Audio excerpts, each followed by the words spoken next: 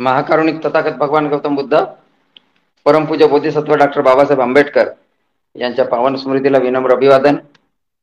आणि आज बहुजन संघटकचे प्रणेते आयुष्यमान राहुलजी खांडेकर यांनी मला डॉक्टर बाबासाहेब आंबेडकर आणि कामगारांचे उद्धार करते या विषयावर बोलण्यासाठी संधी दिली, त्याबद्दल मी त्यांचे अत्यंत धन्यवाद मानतो। आणि आपण या विषयाला सुरू करू। तर डॉक्टर बाबासाहेब आंबेडकरांची जयंती 14 एप्रिल 2025 ला यावर्षी थाटामाटाने होत आहे। अजूनही जयंतीचे कार्यक्रम सुरूच आहे, अजूनही लोक मिरवणुका काढत आहेत आणि डॉक्टर बाबासाहेब आंबेडकरांच्या कार्याची ठिकठिकाणी कौतुक आणि त्यांच्या कार्यावर प्रकाश टाकणारे, त्यांच्या जीवनावर प्रकाश टाकणारे अनेक लोक, वक्ते, तज्ञ, प्रोफेसर, विद्यार्थी वर्ग सगळे आपापल्या परीने त्यांच्यावर भाषण, प्रबोधन, प्रवचन अशा अनेक विविध अंगी कार्यक्रमातून डॉक्टर बाबासाहेब आंबेडकरांचे विचार मांडत आहेत। त्यांचे कार्य लोकांसमोर यावं, नवीन पिढीसाठी एक प्रेरणादायी विचार, एक प्रेरणादायी कार्य, एक आदर्श महान व्यक्तिमत्व म्हणून डॉक्टर बाबासाहेब आंबेडकरांची कार्य, मिशन, विजन हे सर्वांसमोर यावं यासाठी आपण कार्यरत आहोत। तर आज मी एक विषय निवडलेला आहे की डॉक्टर बाबासाहेब आंबेडकर आणि कामगारांचे उद्धार करते। तर खरोखरच लोकांनी डॉक्टर बाबासाहेब आंबेडकरांना अनेक चाकोऱ्यामध्ये बंद करण्याचा प्रयत्न केला। सुरुवातीला आम्ही लहान असताना एक आम्हाला धडा होता थोरांच्या ओळखीमध्ये की दलितांचे कैवारी डॉक्टर बाबासाहेब आंबेडकर। तर फक्त दलितांचे कैवारी डॉक्टर बाबासाहेब आंबेडकर होते असं म्हणजे आमच्या लहानपणी आम्हाला सांगण्यामध्ये आलं आणि अशा प्रकारचे धडे पुस्तकात दिले जात होते। परंतु जेव्हा मोठे झाल्यानंतर डॉक्टर बाबासाहेब आंबेडकरांचे पुस्तक वाचले तेव्हा समजलं की हे फक्त डॉक्टर बाबासाहेब आंबेडकर हे दलितांचे कैवारी नाही, तर त्यांना त्या दलितांच्या कैवारी म्हणून एवढ्याशा धड्यामध्ये त्यांना बंदिस्त केलं गेलं, त्यांच्या कार्याला बंद केलं गेलं। तर डॉक्टर बाबासाहेब आंबेडकर हे मल्टीफॅसेटेड पर्सनॅलिटी होती, मल्टीफॅसेटेड व्हर्सटाईल पर्सनॅलिटी की ज्यांच्या कार्याचं ची महती हे महासागरापेक्षाही मोठी आहे, आकाशामध्ये ज्याला सामावून घेऊ शकत नाही अशी त्यांच्या कार्याची महती होती। तर ह्या डॉक्टर बाबासाहेब आंबेडकरांना केवळ अस्पृश्यासाठी, केवळ कायदे पंडित म्हणून, पत्रकार म्हणून, केवळ संविधान निर्माते म्हणून, शिक्षण तज्ञ म्हणून एवढंच नाही तर या सर्वांचं, जसं आपण हत्तीचा दृष्टांत म्हणतो आणि हत्तीचा दृष्टांत सांगितला की हत्ती हा आंधळ्यांना सांगितलं, आंधळ्यांना 4 आंधळे गेले, आंधळ्यांनी एकाने शेपटी पकडली आणि तो म्हणला हत्ती झाडू सारखा आहे, दुसऱ्याने पाय पकडला हत्ती हा खांबासारखा आहे, एकाने सोंड पकडला हत्ती पाईपासारखा आहे म्हणजे पंपासारखा आहे, तिसऱ्याने पोट पकडला रे हत्ती हा एक गोडाऊन ढोली रूम सारखा आहे, आणि एकाने कान पकडला तर हत्ती हा सुपासारखा आहे। परंतु जेव्हा तिथे शहाणा माणूस आला, शहाणा, सुज्ञ, सुशिक्षित, आणि त्याने म्हटलं की बाबा आंधळ्यांनो, हा हत्ती फक्त तुम्ही एक पार्ट्स तुम्ही मोजत आहे, पण हा हत्ती हा सगळ्या गोष्टींनी मिळून झालेला आहे। आणि त्याचप्रमाणे डॉक्टर बाबासाहेब आंबेडकरांची महती हे जे एका भागामध्ये डॉक्टर बाबासाहेब आंबेडकरला चाकोरीबद्ध करताय ना, ते आंधळे आहे, ते अज्ञानी आहे। आणि म्हणून जोपर्यंत तुम्ही सुविद्य, सुशिक्षित, उच्च विद्या विभूषित आणि आपल्या दृष्टिकोन, आपल्या दृष्टिकोनचा दायरा वाढवत नाही तोपर्यंत खऱ्या अर्थाने डॉक्टर बाबासाहेब आंबेडकर तुम्हाला समजणार नाही। म्हणून तुम्ही आंधळे बनून राहू नका, तर तुम्ही डॉक्टर बाबासाहेब आंबेडकरांना पाहण्यासाठी आपल्या विशाल दृष्टिकोन तयार करा, आपल्या मनाची प्रगल्भता वाढवा, आपली विचारशक्ती वाढवा, आपलं चिंतन वाढवा, आपलं मनन वाढवा आणि त्यांच्याकडे विशाल दृष्टिकोनातून पहा, तेव्हा तुम्हाला खरं बाबासाहेब समजणार आणि खरं बाबासाहेबाचं कार्य समजणार। अन्यथा तुम्ही आंधळ्याच्या कॅटेगरीमध्ये मोजण्यात येईल जर डॉक्टर बाबासाहेब आंबेडकरांना अशा विशिष्ट याच्यामध्ये मोजाल तर मग अशाच असाच एका पैलूवर मी प्रकाश आज टाकत आहो की डॉक्टर बाबासाहेब आंबेडकर आणि कामगार नेते. पहा, डॉक्टर बाबासाहेब आंबेडकर जेव्हा उच्च शिक्षा विभूषित झाले तर तेव्हा ते एका मोठ्या महालामध्ये राहू शकले असते, खूप मोठ्या उच्च शिक्षित लोकांमध्ये राहू शकले असते, परंतु डॉक्टर बाबासाहेब आंबेडकरांना एक कल्पना शिवली की अरे हे ह्या देशातील कामगार हा सुद्धा एक शोषित वर्ग आहे, न की अस्पृश्य वर्ग, न की शेतकरी वर्ग, न की गुलाम. हे शोषित वर्ग हा कामगार सुद्धा एक शोषित वर्गच आहे. स्त्रिया सुद्धा शोषित आहे, पण कामगार आहेत, शेतकरी आहेत, दलित आहेत, अस्पृश्य पददलित सगळे शोषित वर्ग आहे आणि त्यांच्यापैकी कामगार सुद्धा एक शोषित वर्ग आहे असं डॉक्टर बाबासाहेब आंबेडकरांच्या लक्षात आलं. तेव्हा त्याने मुंबईमध्ये डबक चाळीमध्ये राहण्यास सुरुवात केलं.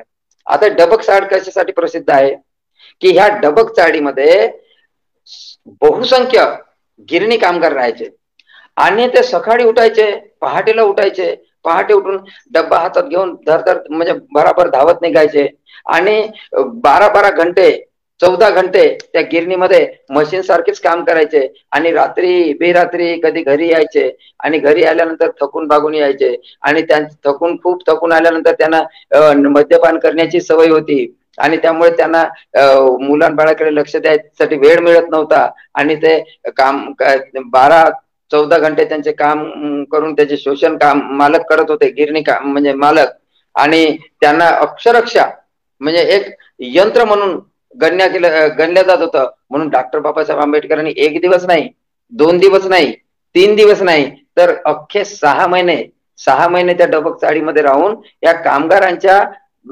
शोषितांचा त्यांच्याशी बोलून त्यांच्या विचार घेऊन त्यांच्या अवलोकन करून त्यांच्या रोजच्या आचरणाचं त्याने कामगारांचे प्रश्न समजावून घेतले आणि तेव्हा त्यांना समजलं की कामगार हे सुद्धा शोषित आहे आणि कामगार शोषित आहे, पीडित आहे आणि कामामुळे काम करून करून ते थकल्या जात आहेत, त्यांचे शरीर प्रकृती थकल्या जात आहेत आणि महिला सुद्धा काम करत असताना त्यांच्यामध्ये त्यांना सुद्धा वागणुकी अत्याचार अन्यायाची वागणूक दिली जात, त्यांचं सुद्धा शोषण केलं जात होतं. म्हणून डॉक्टर बाबासाहेब आंबेडकरांनी हा प्रश्न सुद्धा मोठ्या हिरिरीने हाती घेतला आणि त्यांचे जीवन विविध विषय व्यापलेले त्या देशातील मग शोषित लोकांच्या, वंचितांनी, तथाकथित कामगार, कष्टकरी, शेतकरी व्यापक लढ्याच्या आंदोलनाचे देखील डॉक्टर बाबासाहेब आंबेडकर हे एक नेते म्हणून उद्भवले. त्यांनी खऱ्या अर्थाने ह्या कामगारासाठी सर्वप्रथम तर ह्या कामगारांची त्यांनी गोलमेज परिषदेमध्ये सुद्धा, आता आपण म्हणतो की गोलमेज परिषदेमध्ये डॉक्टर बाबासाहेब आंबेडकरांनी फक्त अस्पृश्याचीच बाजू मांडली, परंतु गोलमेज परिषदेमध्ये जेव्हा ते 1930 साली गेले आणि तेव्हा तिथे लॉरेन्स बेरी म्हणून कामगार नेते होते ब्रिटनमध्ये, प्रख्यात कामगार नेते, त्यांना ते भेटले आणि त्यांना भेटून त्यांनी इथल्या कामगारांच्या, भारतीय कामगारांच्या समस्या त्यांनी त्या लॉरेन्स बेरी सोबत म्हणजे मांडल्या आणि तेव्हा त्यांना सांगितलं की इथले कामगार सुद्धा हे अत्यंत पीडित आहेत आणि त्यांची दयनीय अवस्था आहे, तरी तुम्ही ह्या इथल्या कामगारांच्या प्रश्नावर काहीतरी करावं, कारण ते ब्रिटनचे होते आणि ब्रिटनचे असल्यामुळे, ब्रिटनचे कामगार नेते असल्यामुळे आणि आपल्या देशामध्ये सरकार ब्रिटिशांचं होतं, तर ते ब्रिटिश सरकारला तुम्ही सांगा की इथल्या कामगारांच्या समस्या काय काय, तर हे सांगण्यासाठी इथून कोणी प्रतिनिधी नव्हता. परंतु गोलमेज परिषदेमध्ये गेले तर गोलमेज परिषदेमध्ये नाही तर त्या लॉरेन्स बेरीच्या घरी गेले होते. त्यांनी लॉरेन्स बेरीने डॉक्टर बाबासाहेब आंबेडकरांना जेवण करण्यासाठी बोलावलं आणि जेवण करण्यासाठी बोलावल्यानंतर त्यांच्यामध्ये ह्या कामगार चळवळी, भारतातील कामगारांची परिस्थिती, कामगारांचे कायदे, कामगारांचे ध्येय धोरणे आणि त्यांची आर्थिक परिस्थिती, त्यांची सामाजिक परिस्थिती आणि त्यांचे श्रम मूल्य काय आहे याविषयी सखोल आढावा डॉक्टर बाबासाहेब आंबेडकरांनी लॉरेन्स बेरी ह्या कामगार नेत्यासमोर मांडले आणि हे मांडत असताना त्यांनी इथे कामगारांची पिळवणूक कशी होते, त्यांना म्हणजे कवडीमोल पैशामध्ये त्यांच्याकडून कसं काम केल्या जाते यंत्रासारखं, हे सगळं समजावून सांगितलं आणि कामगार वर्गाचे दुःख देखील त्यांनी अतिशय मार्मिकपणे मांडले. कार्याचे मूल्यमापन ते करताना कामगार हितैषी कामगार तसा बाबासाहेब नेहमीच अन्याय होताना दिसला आणि फक्त विशिष्ट चौकटीमध्ये बंदिस्त न करता म्हणून कामगारांचे नेते म्हणून डॉक्टर बाबासाहेब यांनी कामगारांच्या नेत्यासाठी नारायण मेघाजी लोखंडे यांनी बाबासाहेब आंबेडकरांना त्यांच्या कामगार चळवळीसाठी अत्यंत मोलाची मदत केली. आपल्या उंची कामगारांच्या हिताचा विचार करत असताना एका बाजूला देशाची उभारणी, उद्योगाची उभारणी, मालक, कामगार सगळ्यांचे हित ध्येय धोरणामध्ये याचा विचार करून कामगार चळवळीचे कामगार धोरणाविषयी सडेतोड मत प्रतिपादन बाबासाहेब आंबेडकरांनी मांडणे सुरू केले सरकार पुढे आणि त्या नेतृत्वाने कामगार विरोधी म्हणून परंतु डॉक्टर बाबासाहेब आंबेडकरांना मग हे गिरणी मालक म्हणायला लागले की आमच्या कामगारांना तुम्ही काम करू देत नाही, त्यांना तुम्ही सांगता की तुम्हाला किती वेळ काम करतात नाही, तुम्हाला फक्त 8 तास काम केलं पाहिजे. हे असं जेव्हा त्यांना म्हणत होते तेव्हा ते तिथे मालकासमोर आपली समस्या मांडायचे.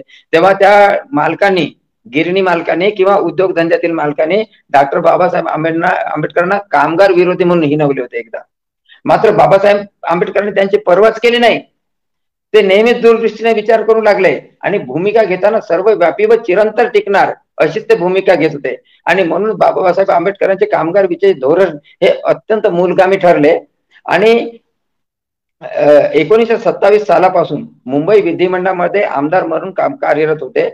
एक लोकप्रतिनिधी म्हणून डॉक्टर बाबासाहेब आंबेडकरांनी समाजातल्या विविध घटकाचे प्रश्न विधिमंडळात सातत्याने मांडले आणि त्यापैकी मग शेतकऱ्याची पिळवणूक असो की खोती प्रतीचा प्रश्न असो की तशाच पद्धतीने कष्टकरी वर्गाचा असो आणि त्याचप्रमाणे कामगार वर्गांचा सुद्धा प्रश्न त्यांनी हिरिरीने उचलून धरला.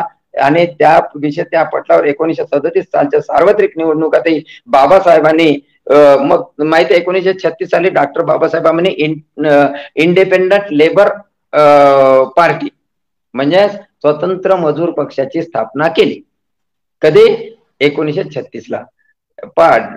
रमाईचं निधन झालं 1935 ला. परंतु डॉक्टर बाबासाहेब आंबेडकर हे केवळ दुःखात हरवून जाणारे माणसं नव्हते, ते धैर्याने पुन्हा समोर येणारे होते. आणि म्हणून 1936 ला त्यांनी इंडिपेंडंट लेबर पक्षाची स्थापना केली म्हणजे स्वतंत्र मजूर पक्षाची स्थापना केली. आणि 1937 सालच्या सार्वत्रिक निवडणुकातही बाबासाहेब स्वतंत्र मजूर पक्षाचे आमदार मधून निवडून आले होते. मजुराचे कामगारांचे नेते म्हणून बाबासाहेबांची ओळख निर्माण झाली होती आणि त्यामुळे साहजिकच विधिमंडळामध्ये कामगाराच्या हिताकडे बारकाईने ते लक्ष घालायचे. आणि त्या काळात कामगाराच्या अनेक संघटना उदयास आल्या होत्या. उदाहरण कामगाराची व्यापक संघटना आयटक 1920 साली स्थापन झाली होती. सीपीआय पक्षाची संघटना 1925 साली स्थापन झाली होती. आणि त्या बाबासाहेब अस्पृश्याचे दलिताचे मागासाचे नेते म्हणून त्या लोकांनी बाबासाहेबांची गणना ते कामगाराकडे लक्ष देतील असं कधी त्यांनी विचार सुद्धा केला नव्हता की बाबासाहेब आंबेडकर हे तर अस्पृश्याचे नेते आहेत, ते तर अस्पृश्यात लढतील, ते त्यामुळे हे कधी कामगारांच्या बाजूने लढणार नाही. तर असे लोकांची भूमिका होती. परंतु जेव्हा डॉक्टर बाबासाहेब आंबेडकरांनी कामगारांच्या जे शोषित कामगार लक्ष घालणं सुरू केले तेव्हा ह्या सगळ्या संघटनाचे धाबे दणाले, यांचेच नाही तर सगळ्या गिरणी कामगारांचे सुद्धा धाबे दणाले की बाबासाहेब आंबेडकरांनी कामगारांच्या लक्ष घातले म्हणजे आम्हाला प्रॉब्लेम होईल. आणि म्हणून सर्वसाधारण कामगार संघटनामध्ये अस्पृश्य आणि मागास समाजातील कामगारांचे प्रश्न धसाच लावले जात नव्हते. आणि म्हणून अस्पृश्य समाजात जाणाऱ्या जातीतील कामगारांची स्वतंत्र संघटना असली पाहिजे यासाठी त्यांनी पुढाकार घेतला. त्यातून दी म्युनिसिपल कामगार संघाची स्थापना 1934 साली केली. या कामगार संघाचे पहिले अध्यक्ष होण्याचा मान स्वतः बाबासाहेबांकडे होता. सरचिटणीस म्हणून गंगाधर पंत आणि बापूसाहेब सहस्त्रबुद्धे होते. कामगार संघटनेचे सचिव म्हणून बाबासाहेबांचे विश्वासू सहकारी मडके बुवा, गणपत महादेव जाधव हे सुद्धा होते. इथून खऱ्या अर्थाने बाबासाहेबांच्या कामगार चळवळीची सुरुवात झाली. आणि तळागाळातल्या कामगारांना संघटित करून त्यांच्या न्याय प्रश्नांना वाचा फोडण्याचे काम डॉक्टर बाबासाहेब आंबेडकरांनी त्या काळात घेतले. ज्यांना कधी कामगारांबद्दल आस्था नव्हती, कधीच नव्हती, त्यांचे शोषण होत होते, तेव्हा डॉक्टर बाबासाहेब आंबेडकरांनी यांच्या प्रश्नाला वाचा फोडली. आणि सगळ्यांना वाटलं की आता ह्या जे मालक होते, जे शोषण करत होते, ते भांडवलदार होते, जे उद्योगपती होते आणि जे नौकर वर्ग म्हणजे पुरोहित वर्ग होता, त्यांचे शोषण करणारे, ते त्यांना त्यांचे धाबेदन आणले आणि ह्या दलित अस्पृश्य कामगार सुद्धा तेवढ्याच ताकदीने बाबासाहेब आंबेडकरांनी प्रश्न मांडण्याची सुरुवात केली आणि म्युनिसिपल कामगार संघाची निर्मिती करण्यात आली. बाबासाहेब आंबेडकरांनी कामगार संदर्भात बरेचसे प्रश्न उपस्थित केले. मग ते रेल्वेचे असो की ते गिरणी कामगार असो, ते खदानीतले असो किंवा चहाच्या मळ्यात काम करणारे असो किंवा फराळ तयार करण्याच्या एखाद्या हॉटेलमध्ये काम करणारे म्हणजे असंघटित कामगार असो, ह्या सगळ्यांचे प्रश्न त्यांनी म्हणजे गोळा केले आणि रेल्वेच्या मालकीच्या विहिरी बावड्या अस्पृश्याचे काम पाणी भरण्यास का देत नाही, मोठमोठ्या स्टेशनवर अस्पृश्य पोर्टरना नोकरीवर ठेवण्यास ब्राह्मण स्टेशन मास्तर का विरोध करतात, अस्पृश्य कामगारातील लायक कामगारांना वरच्या दर्जाच्या नोकऱ्या मिळण्याबाबत अस्पृश्य वर्गी जाणून बुजून का अडथळा करतात, हे त्यांनी जनता वृत्तपत्रामध्ये दिनांक 12/2/1938 ला प्रकाशित केला. आणि बाबासाहेबांच्या या सवालावरून कामगारांच्या बाबतीत बाबासाहेबांचा समान दृष्टिकोन लक्षात आला. त्यांनी म्हटलं की आम्हाला we don't want equality but we want equity. आम्हाला समता नको या कामामध्ये, आम्हाला समभाग पाहिजे. तर समानतेचा दृष्टिकोन लक्षात येतो. तत्कालीन सरकारला, तत्कालीन व्यवस्थेला बाबासाहेबांनी खडे सवाल विचारले की कामगाराच्या वेदनेची तीव्रता किती आहे हे त्यांच्या लक्षात आणून दिली आणि या भूमिकेचा विचार करता त्यांनी काही महत्वाचे मुद्दे समोर मांडले. शेतमजूर आता कामगार हे फक्त गिरणीमध्ये, उद्योगधंद्यामध्ये किंवा कोळसा खाणीमध्ये किंवा रेल्वेमध्ये इथेच नसो, तर कामगार हे मजूर म्हणून शेतात सुद्धा राबतात आणि म्हणून त्या शेतमजुरांना सुद्धा किमान मजुरी मिळाली पाहिजे. औद्योगिक कामगारांना पुरेसा पगार मिळाला पाहिजे, पगारी सुरक्षा मिळायला पाहिजे, म्हणजे ज्याला आपण जॉब सिक्युरिटी म्हणतो ना, की मालक कधी त्याला वाटलं की तो काढून देतो, कधी वाटलं तेव्हा घेतो. आणि तर असं नाही तर त्याला जॉब सिक्युरिटी पाहिजे की एकदा तुम्ही त्याला नियुक्त केल्यानंतर त्यांना काढून देण्यासाठी काहीतरी ठोस कारण असल्याशिवाय त्याला काढून देऊ शकत नाही.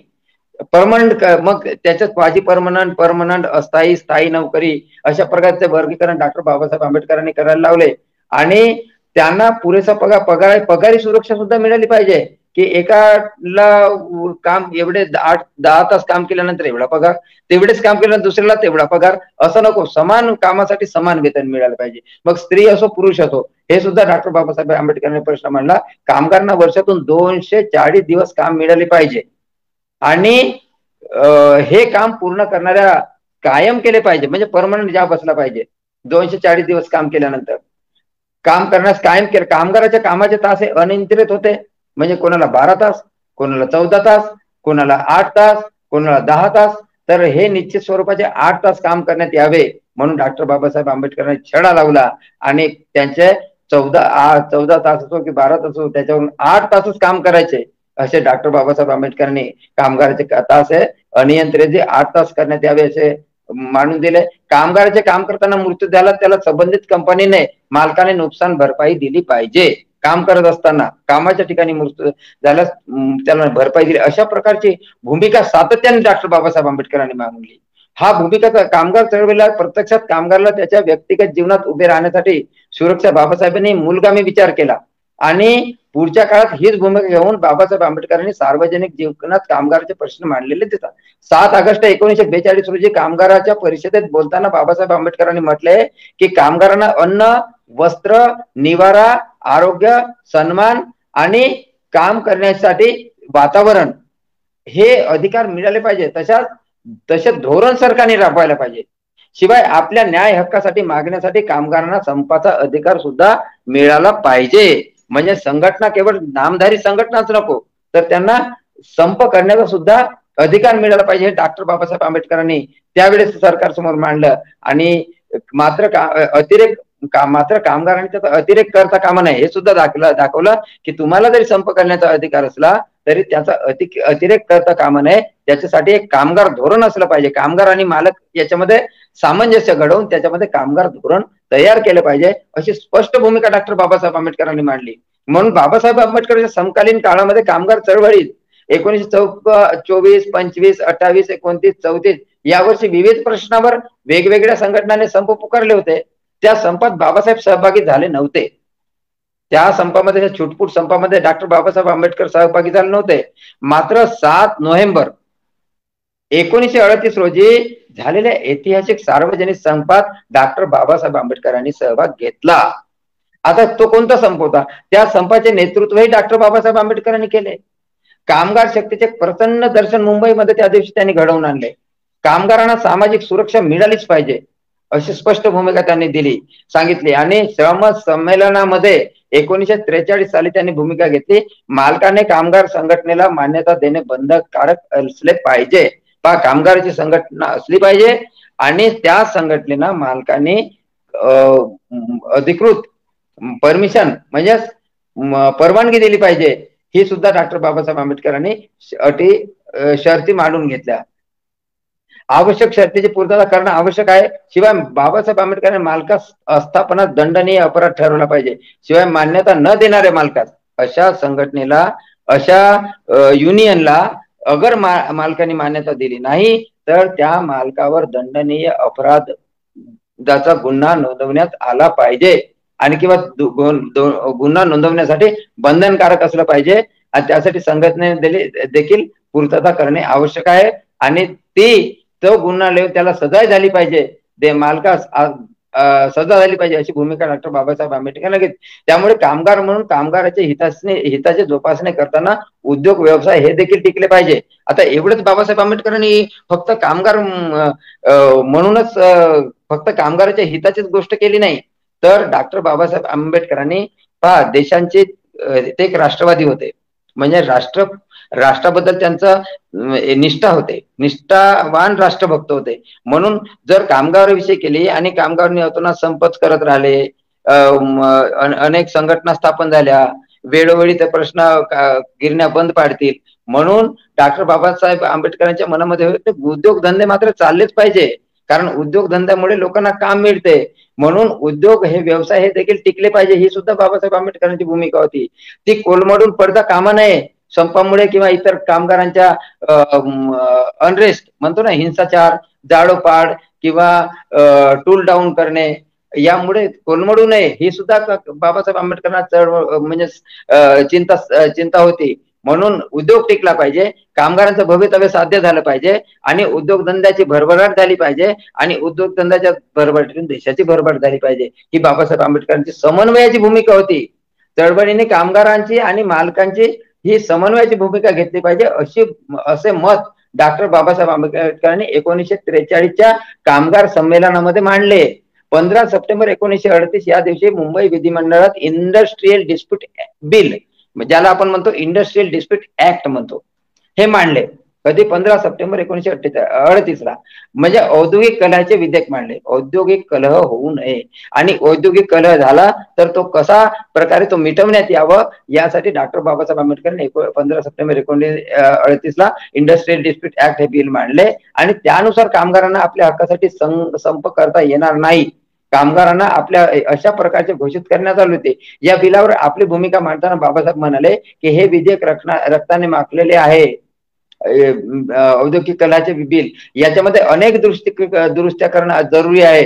की हे रक्ताने माखलेले आहे, हे कामगाराच्या हिताचे नाही, ते रक्त पिपासू आहे. जे विधेयक कामगारांच्या संपाच्या विरोध करण्याच्या हक्काला बाधा आणते अशा मालकांना आपण अर्थसंकल्प उघड करण्यास भाग पाडत नाही आणि पोलीस दलाचा उपयोग कामगाराविरुद्ध करण्याची मुभा कामगार द्रोही असे समजण्यात येईल. हा सुद्धा दिवाणी अपराध आहे. फौजदारी गुन्हा नव्हे तर मनुष्याच्या इच्छेविरुद्ध त्याला काम करण्यास भाग पाडणे म्हणजेच गुलाम बनवणे. पहा, मनुष्याच्या इच्छेविरुद्ध त्याला काम करण्यास भाग पाडणे म्हणजेच मनुष्याला हा कामगार नव्हे, हा मजूर नव्हे, तर तो कोण आहे? गुलाम बनवण्याचे हे धोरण आहे असं बाबासाहेब आंबेडकरांनी मांडलं. आणि इंडस्ट्रियल डिस्प्यूट ऍक्टच्या याच्यामध्ये खूप काही सुधारणा करून कामगारांची जे गळचेपी होत आहे, जी पिळवणूक होत आहे ती थांबली पाहिजे हे डॉक्टर बाबासाहेब आंबेडकर. फौजदारी गुन्हा मनुष्याच्या इच्छेविरुद्ध त्याला काम करण्यास भाग पाडणे म्हणजेच त्याला गुलाम बनणे, कामगारांना शिक्षा करणे म्हणजेच त्याला गुलाम करणे, संप म्हणजे कामगारांना आपण कोणत्या अटीवर काम करण्यास तयार आहोत हे सांगण्यास स्वातंत्र्य असले पाहिजे, असलेला हक्क असला पाहिजे. कामगारांना संप करण्याचा हक्क दिलाच पाहिजे, हा पवित्र हक्क आहे. हे आपण धनंजय कीर यांच्या डॉक्टर बाबासाहेब आंबेडकर क्षेत्र या पुस्तकामध्ये दिलेले आहे सविस्तर. बाबासाहेबांच्या मते या कायद्याचे नाव औद्योगिक कलह विधेयक असे त्यांनी दिले, कारण त्याच्यामध्ये खूप काही त्रुटी होत्या. कामगारांच्या नागरी स्वातंत्र्याची गळचेपी कायदा असायला पाहिजे अशी रोखठोक भूमिका डॉक्टर बाबासाहेब आंबेडकरांनी मांडली. आणि बाबासाहेबांच्या कामगार चळवळीची भूमिका हे अत्यंत व्यापक होती. इतकी व्यापक होती की रस्त्यावर उतरून सभागृहात मांडलेली भूमिका कधी मांडण्यापेक्षा सभागृहात मांडलेली भूमिका यापेक्षा अधिक प्रबळ असते. आपल्या तत्वाशी ठाम असणारा नेता म्हणून बाबासाहेब आंबेडकरांनी नावलौकिक मिळालं. 1942 मध्ये आपल्याला माहितीच आहे की स्वातंत्र्यापूर्वी 1942 ते 1946 मध्ये डॉक्टर बाबासाहेब आंबेडकर हे कामगार लेबर मिनिस्टर होते आणि त्यांनी मध्यवर्ती कायदेमंडळामध्ये श्रममंत्री म्हणून काम करण्यासाठी संधी मिळाली. म्हणजेच भारत सरकारच्या मध्यवर्ती म्हणजेच भारत सरकारकडे श्रममंत्री म्हणजे लेबर मिनिस्टर म्हणून काम करण्याची संधी मिळाली. आणि 1942 ते 1946 या 4 वर्षाच्या काळात बाबासाहेबांनी आपल्या संधीच्या सोनं केले. पहा आता इंडस्ट्रीमध्ये गेल्यानंतर बाबासाहेब आंबेडकरांचं कामगारासाठी काही केलं हे कामगारांना अजूनपर्यंत माहिती नाही. ते कधी बाबासाहेब आंबेडकरांचं नाव घेताना कामगार दिसत नाही. परंतु कामगारांनी वाचायला पाहिजे बाबासाहेबांची पुस्तके की खऱ्या अर्थाने बाबासाहेब आंबेडकरांनी कामगारांसाठी किती किती अथक परिश्रम घेतले. त्यांच्याकडे खूप काही काम होते. एवढे काम होते की तुम्ही त्याच्या कामाची जर लिस्ट केली तरी तुम्हाला रात्र निघून जाईल. आणि एवढे असून सुद्धा त्यांनी कामगाराच्या हिताकडे लक्ष देणं हे किती मोलाचं काम आहे. आणि एवढे मोठे काम केलं कामगाराच्या हिताचे त्यांनी प्रश्न सोडवले. कामगार हिताचे कायदे त्यांनी केले. प्रामुख्याने स्त्री पुरुषाचं समान काम. पहिले स्त्रीला अलग मजुरी आणि पुरुषाला अलग. कारण स्त्री ही शरीरानं कमजोर असते. त्याच्या अनेक शारीरिक समस्या असतात, नैसर्गिक समस्या. त्यामुळे ती सुट्टी मारते. सुट्टी मारल्यामुळे त्यांचे पगार कापले जात होते आणि ती कठीण काम करू शकत नाही. असं असल्यामुळे स्त्रीला हा गौण मानलं जात होतं आणि म्हणून तिला कमी पगार द्यायचा. परंतु डॉक्टर बाबासाहेब आंबेडकरांनी म्हटलं की equal salary for equal work म्हणजे समान कामासाठी समान वेतन. समान कामासाठी समान वेतन. मग स्त्री असो पुरुष, मग स्त्री पुरुष समान काम समान वेतन ही तरतूद बाबासाहेब आंबेडकरांनी निश्चित केली. कोळसा खाणीतील कामामध्ये पुरुषाबरोबर स्त्रियांना देखील काम करण्याचा व समान वेतन देण्याचा कायदा बाबासाहेब आंबेडकरांनी संमत केला. कोळसा खाणीमध्ये कोळसा खाणीमध्ये स्त्रियांना अत्यंत म्हणजे हलाखीच्या परिस्थितीमध्ये काम करावं लागत होतं, तरी स्त्रियांना कमी पगार दिला होता. तर बाबासाहेब आंबेडकरांनी म्हटलं की स्त्री ही सुद्धा ह्युमन बिंग म्हणजे मनुष्यच आहे. त्यांना सुद्धा समान कामासाठी समान वेतन देणं जरुरी आहे. स्त्रियांना भर पगारी प्रसूती रजा देणारे विधेयक बाबासाहेब आंबेडकरांनी मांडले. आता ज्या स्त्रिया आपण म्हणतो की तिला प्रसूती रजा मिळते, तिला मिल्क फिडिंग साठी सुद्धा म्हणजे हे मिळते. पाळणा घर म्हणजे मूल नेण्यासाठी पाळणा घर सुद्धा हे कोणाची व्यवस्था आहे? हे डॉक्टर बाबासाहेब आंबेडकरांनी स्त्रियाविषयी असलेलं अत्यंत स्त्री कामगार स्त्रियाविषयी तर केलेच, परंतु स्त्री कामगार म्हणून सुद्धा त्यांनी एक स्त्रियेकडे कामगार आहे, तिला काम करावं लागतं, कामगार आहे म्हणून स्त्रियांना भर पगारी प्रसूती रजा देण्याचे विधेयक बाबासाहेबांनी मांडले. विधेयक मांडले, अजून झाले नाही. कामगारांना पगारी सुट्टी दिली पाहिजे. आता जेव्हा आपला ईएल मिळते, आपल्याला सीएल मिळते, ईएल मिळते, मेडिकल मिळते. सीएल म्हणजे कॅज्युअल लिव्ह, ईएल म्हणजे अर्न लिव्ह आणि एसएल म्हणजे सिक लिव्ह. अशा 3 प्रकारच्या सुट्ट्या असते आहे ना. तर सीएल म्हणजे कॅज्युअल लिव्ह म्हणजे आपण आकस्मिक सुट्ट्या मारू शकतो. परंतु ईएल म्हणजे आपण अर्न करतो त्या लिव्ह जर तुम्हाला त्याचा पगार सुद्धा नाही मिळाला तर पगार सुद्धा घेऊ शकता. आणि आपल्याला संडे 4 म्हणजे महिन्यातून 4 संडे मिळतात. तर त्यावेळेस त्या काळामध्ये ह्या संडे मध्ये तुम्ही काम करत नाही तर त्याचे सुद्धा पैसे कापून घेतले जात होते. फक्त किती दिवसाचे मिळायचे? 4 संडे असतील तर तुम्हाला फक्त 26 दिवसाचा पगार मिळते. परंतु बाबासाहेब आंबेडकरांनी म्हटलं की सुट्टीचे दिवस जरी असले, सणाच्या सुट्ट्या जरी असल्या तर कामगारांना पगारी सुट्टी असली पाहिजे. म्हणजे त्या दिवसात तुम्हाला पकडलाच पाहिजे तुमचा पगार. हे सुद्धा डॉक्टर बाबासाहेब आंबेडकरांनी मागलं. सुट्ट्या दिवशी काम केलं त्याला आर्थिक मोबदला ओव्हर टाइम देण्याचा विषय सुद्धा बाबासाहेब आंबेडकरांनी मांडला. आता लोक ओव्हर टाइम करतात आणि ओव्हर टाइम केल्यानंतर तुम्ही 8 तास जेवढे काम करता, परंतु ओव्हर टाइम तुम्ही 2 तास केले. ओव्हर टाइम 2 तास केलं, 8 तासामध्ये तुम्हाला एका तासाचा म्हणजे एका तासाचे जर 100 रुपये मिळत असतील, म्हणजे एका तासाचे जर तुम्हाला 50 रुपये मिळत असेल, 8 तासाचे तुम्हाला एका दिवशी 400 रुपये मिळत असतील, परंतु ओव्हर टाइम केल्यानंतर मात्र त्या एका तासात तुम्हाला 100 म्हणजे डबल मिळतात. म्हणून डॉक्टर बाबासाहेब आंबेडकरांमुळे ओव्हर टाइम म्हणजे तुमचं शरीर थकलं आहे तरी तुमचं काम करता, तर त्या ओव्हर टाइम मध्ये तुम्हाला डबल मोबदला भेटला पाहिजे. ही सुद्धा तरतूद डॉक्टर बाबासाहेब आंबेडकरांनी केले. वेतन नियम सारखाच असला पाहिजे. हा वेतन नियम हा सर्वांसाठी सारखा असला पाहिजे, ही भूमिका डॉक्टर बाबासाहेब आंबेडकर. श्रम आणि सिंचन, वीज, सार्वजनिक बांधकाम, खाणकाम अशा प्रकारची बाबासाहेब आंबेडकरांनी खाती सांभाळली. परंतु ह्या सगळ्या याच्यामध्येच कामगार होते.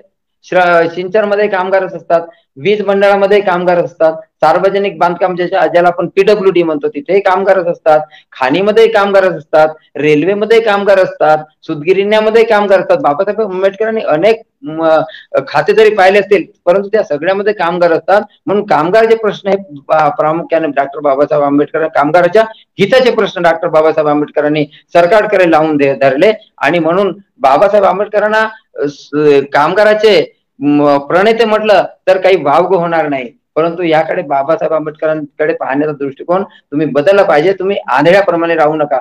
बाबासाहेब आंबेडकरांनी देशाची उभारणी करताना कामगाराच्या जाणीव हिताचे काय जसे मजुरांचे कष्टकऱ्यांचे हित जोपासताना 8 तास काम करण्यास तरतूद बाबासाहेबांनी जेव्हा केली तेव्हा गिरणी कामगार लोकांचा खूप विरोध झाला त्यांना, की आम्ही 12 तास काम करत 8च तास काम करणार, मग आमचं नुकसान होईल. 8 तासासाठी आम्ही एवढा पगार कसा करू? मग बाबासाहेब आंबेडकरांनी त्यांचे तास कमी केले तर त्यांचा पगार आम्ही एवढा कमी करू असं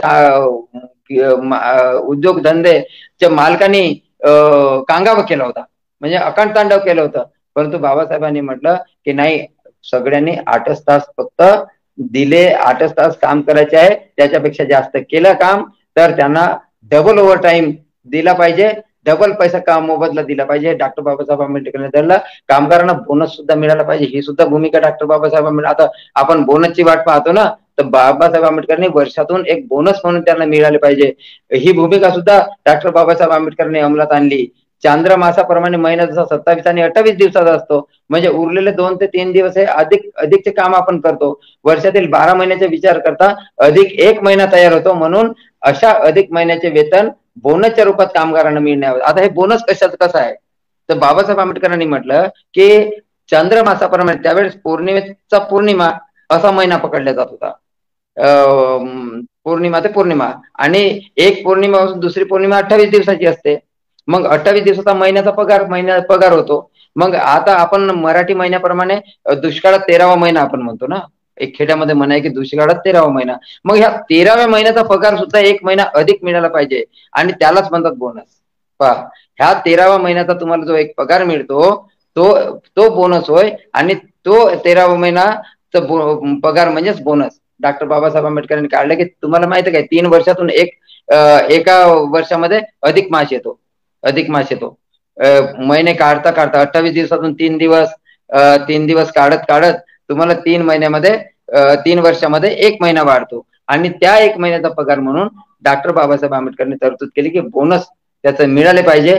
आणि ते बोनस म्हणजेच अधिक मासाचा पगार, ही सुद्धा तरतूद बाबासाहेब आंबेडकरांनी, म्हणजे उरलेले 2 ते 3 दिवस हे अधिकचे काम करतो म्हणून 12 महिन्याचा विचार करता अधिक 1 महिना तयार होतो. म्हणून अशा अधिक महिन्याचे वेतन म्हणजे बोनस होय, हे डॉक्टर बाबासाहेब आंबेडकर तरतूद केली.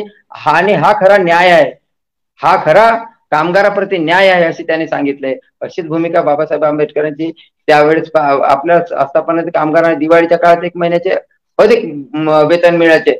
आणि हा सखोल विचार डॉक्टर बाबासाहेब आंबेडकरांनी केला. आणि म्हणून डॉक्टर बाबासाहेब आंबेडकरांचे कामगारासाठी योगदान इतके महत्वाचे आहे की आपण त्यांची ते कामगार मंत्री असताना त्याचे जर मूल्यमापन केलं तर ते कितीतरी मोठं होतंय. आणि बाबासाहेबांना जाणले की कामगार वर्गाची अर्थपूर्ण उन्नती होऊ शकत नाही. त्यांना जर कामाचा श्रममूल्य, कामाचा आर्थिक मोबदला जर आपण दिला नाही पूर्णपणे, तर त्यांची उन्नती होऊ शकत नाही. म्हणून 1940च्या दशकात कामगार सुधारण्यासाठी IPLच्या वचनबद्धतेनुसार 1942 मध्ये अखिल भारतीय अनुसूचित जाती महासंघाची स्थापना सुद्धा त्यांनी केली. आणि बाबासाहेबांनी मार्क्सवाद्यापासून असलेल्या त्यांच्या वेगवेगळ्या सवलती दिला. जर कार्ल मार्क्स जन्म भारतात झाला असता आणि त्यांनी प्रसिद्ध ग्रंथ दास कॅपिटल हा लिहिला होता, भारतात बसून लिहिला असता, तर त्यांना तो पूर्णपणे वेगळ्या पद्धतीने लिहावा लागला असता.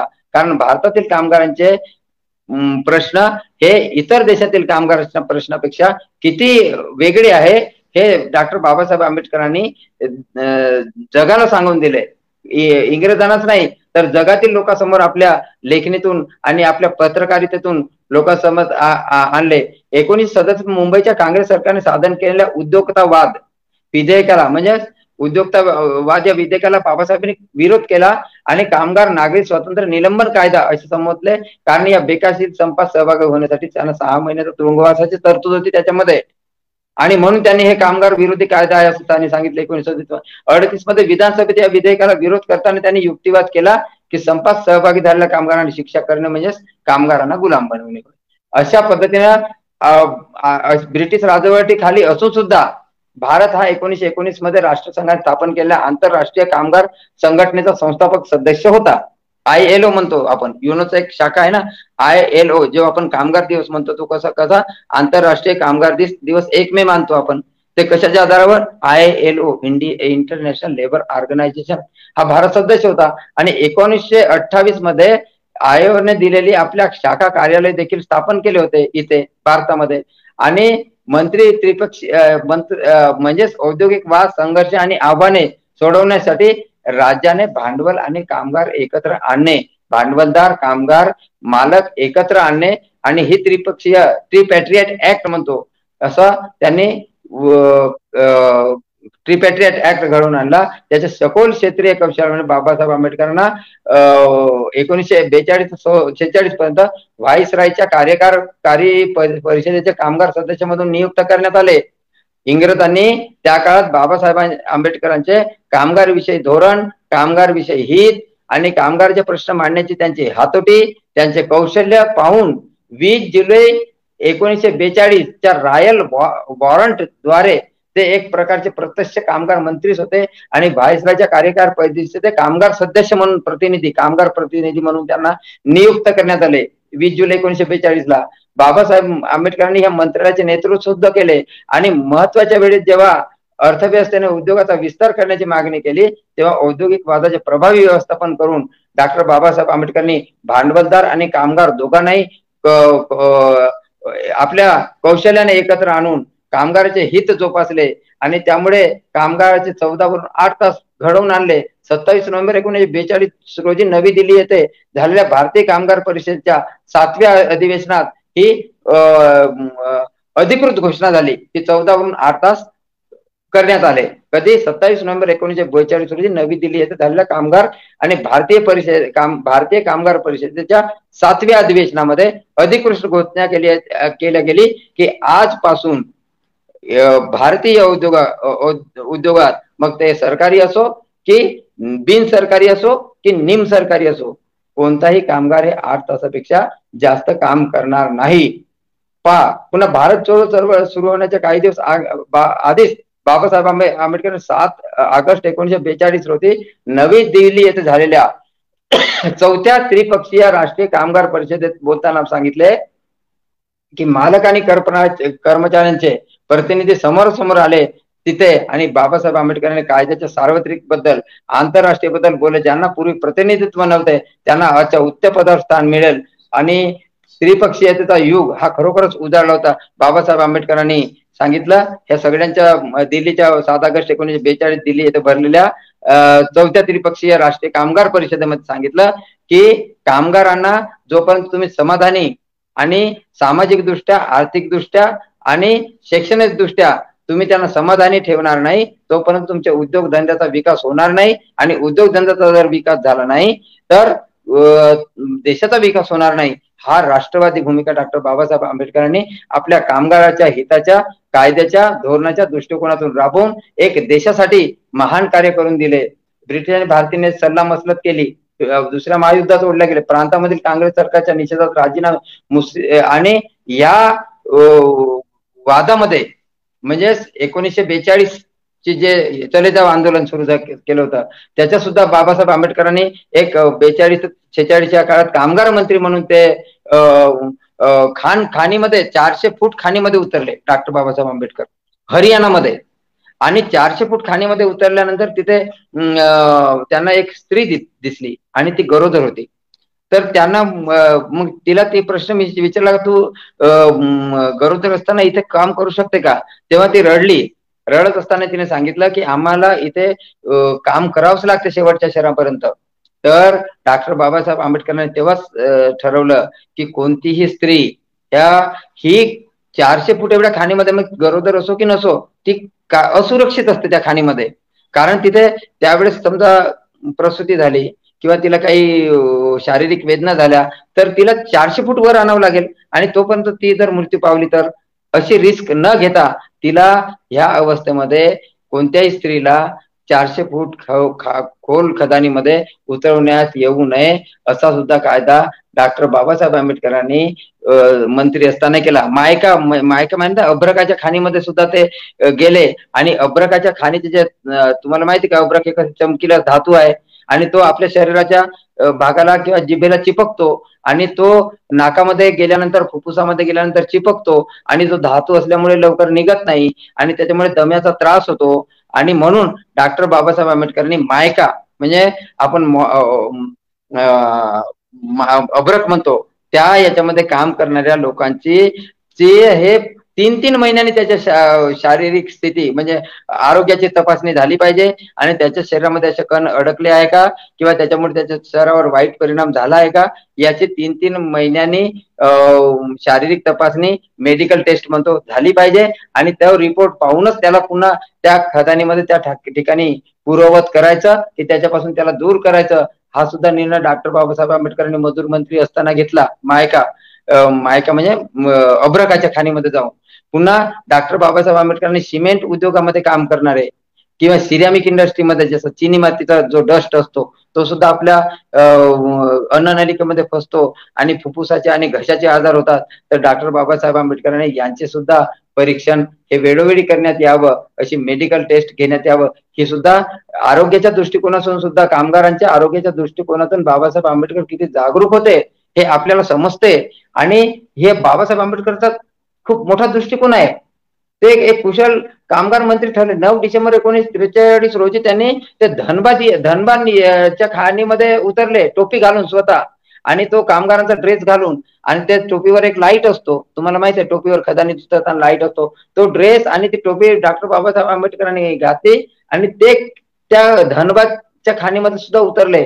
आणि तिथे त्यांनी काम करण्याच्या परिस्थिती, एन्व्हायरमेंट कशी आहे आणि मालकाकडून तुम्हाला मिळणाऱ्या सुविधा काय आहे, तुमची पिळवणूक तर होत नाही ना, असे त्यांचे प्रश्न विचारले. आणि जे जे प्रश्न सांगितले ते सगळे त्यांनी डायरीवर लिहून घेतले, आणि त्याच्यापासून कशी सुटका करावी ते डॉक्टर बाबासाहेब आंबेडकरांनी नंतर मजूर मंत्री असताना हे सगळे प्रपोज बिल त्यांनी मांडले. आणि इव्हन हेच नाही तर त्यांनी रुग्णालयाला सुद्धा भेट दिली, दवाखान्याला, आणि तिथे भरती असलेल्या औद्योगिक क्षेत्रात काम करणाऱ्या रुग्णाशी गप्पा मारल्या आणि कुटुंबियाशी संवाद साधला की हे घरी आल्यानंतर यांना काय काय त्रास होतो ह्याचा सुद्धा संवाद साधला, आणि त्याचे अनुभव सांगण्यास त्यांना प्रोत्साहित केले. आणि त्यांनी दिगवा डिह कॉलरी या कामगारासाठी खान मालकांनी बांधलेल्या विविध प्रकारच्या घराचा सुद्धा अभ्यास करण्यास तासन तास बाबासाहेब आंबेडकरांनी घालवले.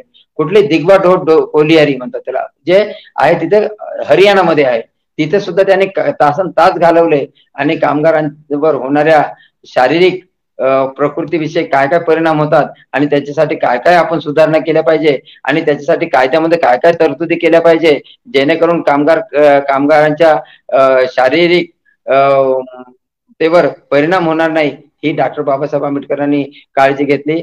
कामगारांची राहणीमान, कामाच्या परिस्थितीचा खरोखरच आढावा घेतला. बरेच जण शोषित वर्गातील, आणि एक दिवशी ते त्यांना मशिया म्हणून गौरवतील.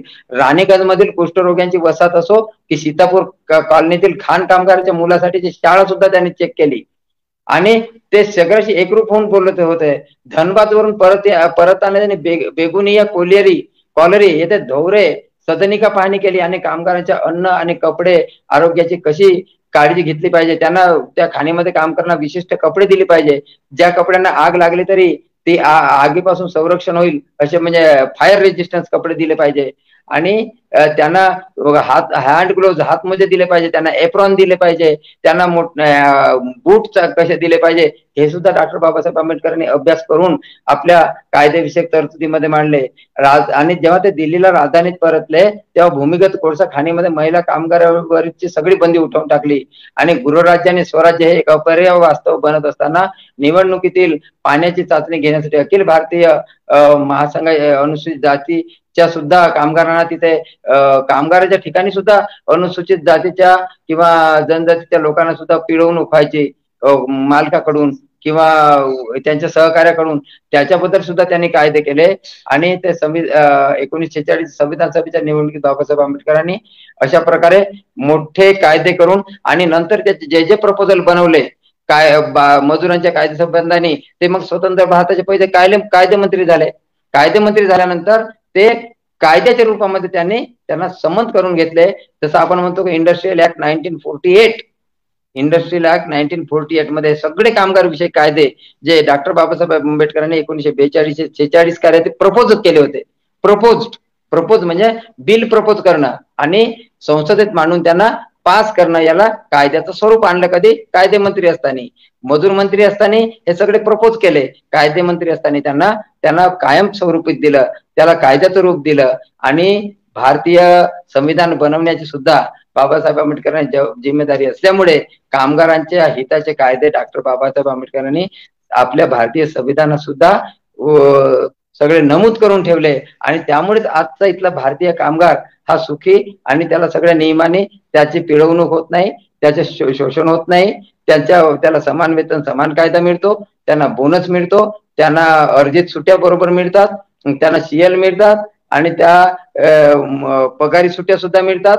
आणि अशा प्रकारे अनेक लाभ हे जे कामगारांना आज मिळत आहेत, जे कामगार आज फायदा घेत आहेत, जे कामगार आज वेतन घेत आहेत आणि आपल्या कुटुंबाची आर्थिक, सामाजिक, शैक्षणिक प्रगती करून घेत आहेत, ती केवळ बाबासाहेब आंबेडकरांच्या अथक परिश्रमाने झाली. हे कामगारांनी कधीही विसरू नये. आणि कामगारांनी सुद्धा बाबासाहेब आंबेडकर जयंती हे ज्याप्रमाणे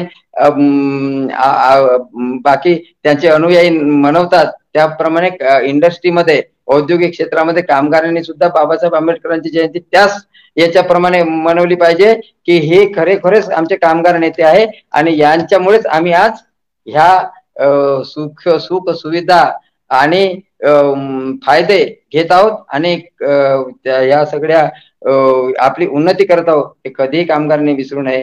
कामगारांच्या हितासाठी त्यांनी कितीतरी कायदे पुन्हा केले, ज्यांची आपण जर हे केलं म्हणजे गणना केली तर ते आपण रात्रभर जरी सांगितले तर संपणार नाही. पण आपण आता वेळेचं भान ठेवून कामगार विषयक बाबासाहेबांचं धोरण, कामगार विषयक कायदे, कामगार विषयी त्यांची जे चळवळ, ह्या सगळ्या गोष्टीचा विचार करता डॉक्टर बाबासाहेब आंबेडकरांना केवळ अस्पृश्याचे नेते किंवा केवळ संविधान करते, केवळ ते कायदे पंडित किंवा ते पत्रकार एवढेच नाही, तर ते अनेक पैलूंनी, म्हणून आपण आंधळे न होता, त्या हत्तीच्या दृष्टांतप्रमाणे आंधळे न होता आपण डोळस होऊन बाबासाहेबांकडे पहा आणि बाबासाहेबांचं खरोखर जे विश्वास आहे असं तुम्हाला वाटेल. आणि बाबासाहेबांचे जे कार्य, त्यांचा संघर्ष, त्यांचा अथक परिश्रम हे तुमच्या लक्षात येईल आणि तुम्हीच जाणणार नाही तर आपल्या मुलांना, आपल्या पुढच्या पिढ्यांना बाबासाहेबांचं महत्व सांगत एक ते प्रेरणास्त्रोत होईल अशी मला पूर्णपणे खात्री आहे. एवढे बोलून मी आपले आजचे भाषण संपवतो. आपण शांततेनं ऐकून घेतलं आणि आदरणीय खांडेकर साहेबांनी मला संधी दिली, त्यापण त्यांचे अधिक पुन्हा आभार मानतो आणि आपले छोटंसं भाषण इथे संपवतो. जय हिंद.